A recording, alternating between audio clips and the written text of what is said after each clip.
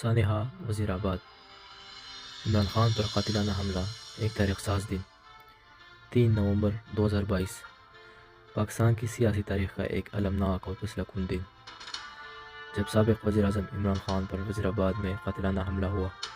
یہ واقعہ اس وقت پیش آیا جب وہ اپنی پارٹی تحریک انصاف کی زیر قیادت حقیقی آزادی مارچ میں شریک تھے۔ یہ حملہ نہ صرف عمران خان کی جان پہ حملہ تھا بلکہ اس تحریک کے خلاف ایک گہری سازش بھی قرار دیا گیا۔ عمران خان وزیر آباد کے قریب اپنی کنٹینر پہ کھڑے ہو کر عوام سے خطاب کر رہے تھے۔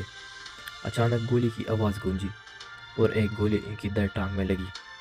حملے میں کئی دیگر افراد زخمی ہوئے اور معظم نامی ایک کارکن شہید ہو گیا جو گولیاں چلتے وقت عمران خان کو بچانے کی کوشش کر رہا تھا۔ حملہ آور نے عوام کے درمیان چھپ کر فائرنگ کی لیکن موقع پر موجود کارکنان نے پوری کارروائی کرتے ہوئے اسے قابو کر لیا۔